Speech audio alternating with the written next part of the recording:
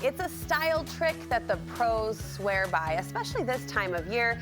In today's Style File, we are educating you on the basics of layering.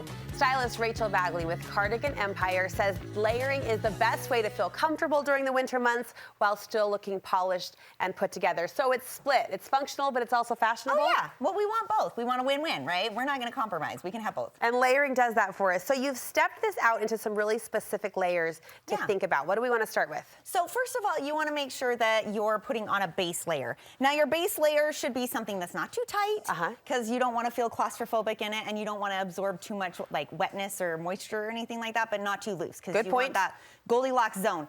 And then you want to use a fabric that's going to wick the sweat away from your body, because there's nothing that takes away the cozy factor than when you're wet, right? So then you want to add in your insulating layer. So after your base layer, we put on this insulating layer, something in wool, maybe flannel, something that's going to hold all that heat in.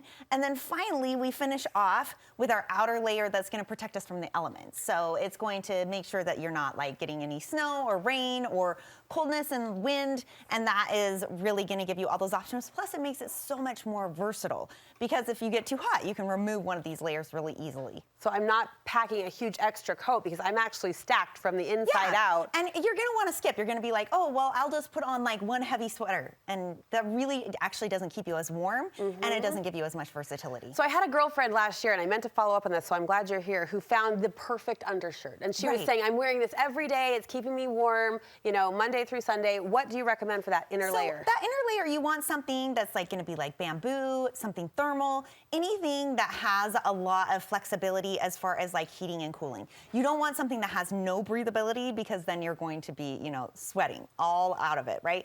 So you want to make sure you have something that has some level of breathability, but also just has like a level of warmth to it too. I'm thinking my age is showing too with that question, because at either end of the age spectrum, when you're a little baby, you wear an undershirt. Oh yeah, for and sure. I think when you're at a certain age of womanhood, you want that undershirt too. I'm cold all the time. Plus, it'll keep you from dry cleaning your sweaters. Oh, thank you. Which is really nice. Thank you. And this puffer vest, where is this from? This is Target. Super cute. One of those pieces that you should have, because you can grab a go and be the polished carpool mom, but also dress up another outfit like here with the cords. It's super, super cute.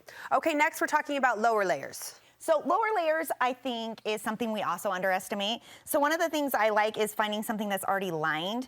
As you can see, this one has some fleece on it. Some people will do lining.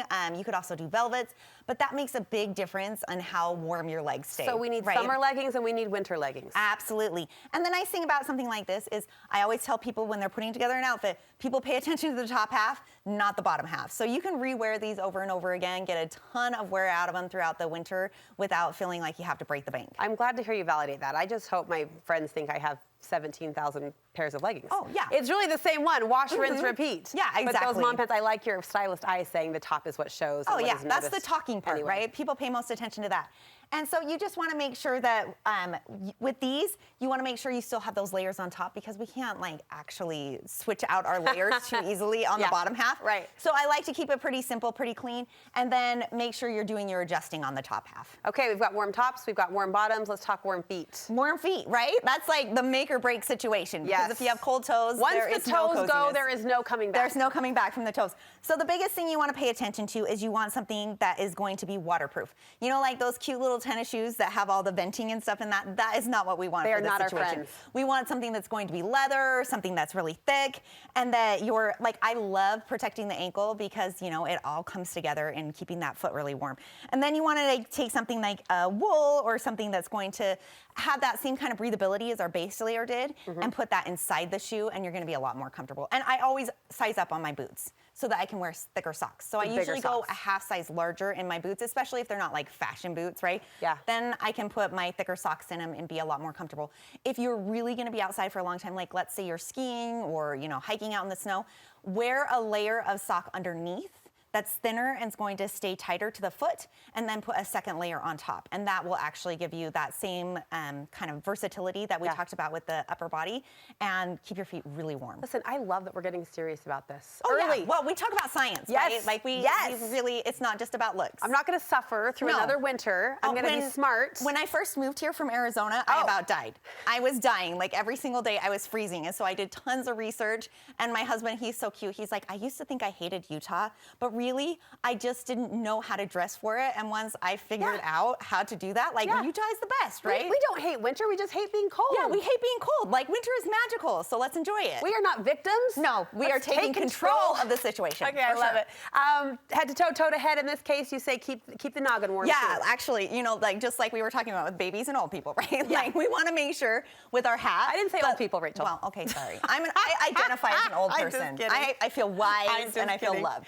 Okay, so with the beanies, like the biggest thing for me is like, you guys, I only have so much hair, and if I flatten it out, I'm gonna look, you know, like.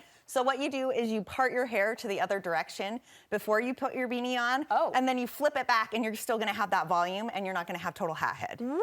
So that makes a big difference. That. Yeah, because it's like nothing worse than like taking off and you have like a big, you know, rim around your hair. So off part, hat goes on, then when the hat comes off, I flip it back. Flip it the other way. Yeah, and then you still have know. some volume in your hair.